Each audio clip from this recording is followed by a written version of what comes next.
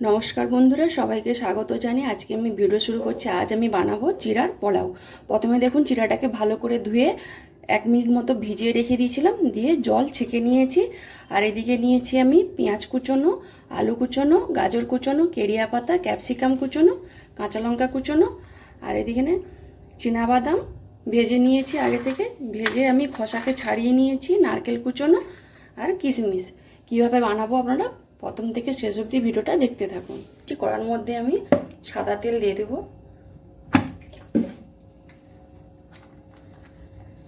এর মধ্যে দিয়ে দেবো আমি নারকেল কুচোনো,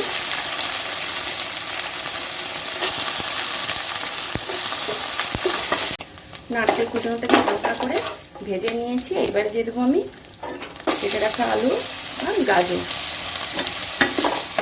এর মধ্যে অল্প একটু নুন দিয়ে দেবো। আলু আর গাজর ভালোভাবে ভেজে নিয়েছি। এবার দিয়ে দেবো আমি ক্যাপসিকাম কুচোনো, লঙ্কা কুচোনো, কেরিয়া পাতা আর পেঁয়াজ কুচোনো, সামান্য একটু হলুদ গুঁড়ো।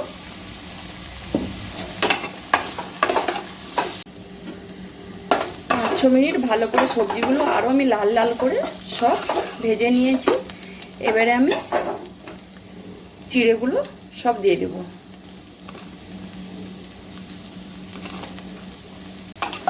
ভালো করে আমি সব মিশিয়ে নেব।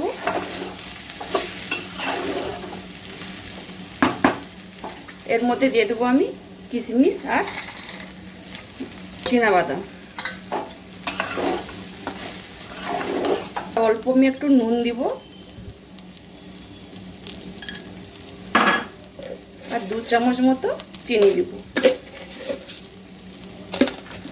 আরও কিছুক্ষণ আমি একটু ভাজা ভাজা করে নেব। আমার চিড়ার পোলাওটা হয়ে গেছে। এবারে নামানোর আগে আমি একটু ঘি দিয়ে দেব। ভালো করে মিশিয়ে আমি গ্যাসটা অফ করে আমি নামিয়ে নেব। আমার চিড়ের পোলাওটা হয়ে গেছে, আমি জায়গাতে ঢেলে নিয়েছি। এইভাবে চিড়ের পোলাও কিন্তু বানালে সন্ধ্যের টিফিন বা সকালের নাস্তাতে কিন্তু জমে যাবে। কীভাবে বানালাম দেখলেন তো বন্ধুরা। যদি এই রেসিপিটা ভালো লেগে থাকে তাহলে অবশ্যই একবার বাড়িতে বানিয়ে খাবেন আর আমাকে কমেন্টে জানাবেন। যেসব বন্ধুরা ইউটিউব চ্যানেল থেকে দেখছেন তারা সাবস্ক্রাইব করে দিবেন, যারা ফেসবুক থেকে দেখছেন তারা ফলো করে দিবেন। সবাই ভালো থাকুন, সুস্থ থাকুন।